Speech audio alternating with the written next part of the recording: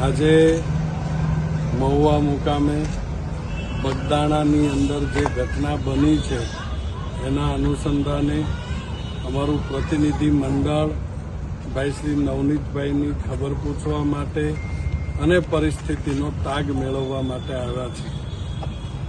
ઘટના ખરેખર ખૂબ જ ગંભીર છે.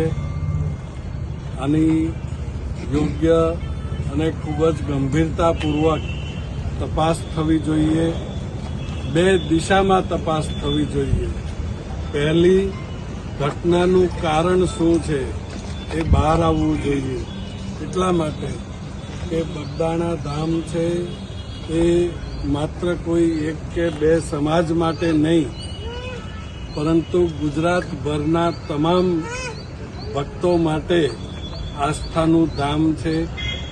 જો ખરેખર તેના વહીવટ માટે થઈ અને આ ઘટના બની હોય, ટ્રસ્ટી મંડળની અંદર કોઈ ખેંચતાણ ચાલતી હોય અને એના અનુસંધાને આ ઘટના બની હોય તો ખૂબ જ ગંભીર વિષય છે. એના માટેની યોગ્ય તપાસ થવી જોઈએ.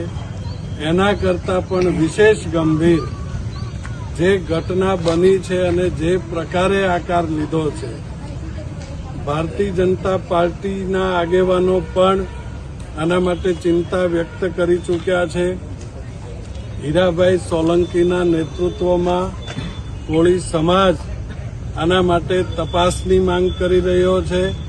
અખિલ ભારતીય કોળી સમાજના નેજા હેઠળ હીરાભાઈને પણ અમે વિનંતી કરીએ છીએ કે આપ નેતૃત્વ લો.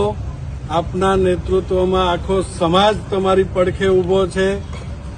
જેમ આજે પીઆઈની બદલી કરી અને રાજ્ય સરકારે આડકતરી રીતે સ્વીકાર્યું છે કે પોલીસની અંદર સંડોવણી જે છે એ શંકાસ્પદ છે, ગંભીરતાથી બિલકુલ લીધેલું નથી અને એના કારણે જ પીઆઈની જો બદલી થઈ હોય તો સમગ્ર તપાસ એ ઝીરોથી ફરી વખત નવેસરથી થવી જોઈએ. એફઆઈઆરની અંદર જે ખામીઓ આ પીઆઈ રાખીને ગયા છે એ ખામીઓ એફઆઈઆરની અંદર કલમો ઉમેરીને થવી જોઈએ. અને નંબર 2, હીરાભાઈને નમ્ર વિનંતી કરીએ છીએ કે નામદાર હાઈકોર્ટને સુઓ મોટો લેવા માટે અખિલ ભારતીય કોળી સમાજના નેતૃત્વ હેઠળ જવું જોઈએ. સિટિંગ જજના નેતૃત્વમાં એસઆઈટીની રચના થવી જોઈએ કે ખરેખર આ ઘટનાની પાછળ કોણ કોણ છે.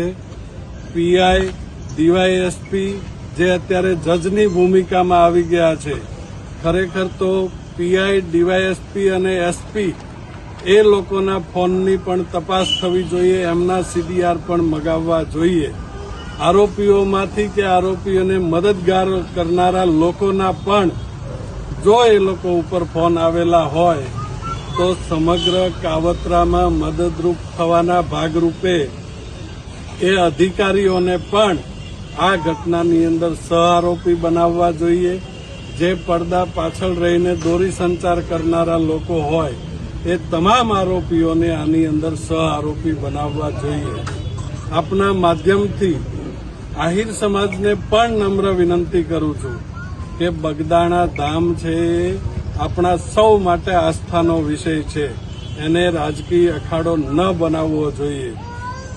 જો આની અંદર કોઈ સંડોવાયેલું ન હોય તો પ્રમાણિકતાથી આપ સમાજે પણ આ તપાસની અંદર યોગ્ય સાથ અને સહયોગ આપવો જોઈએ અને એની યોગ્ય તપાસ થવી જોઈએ.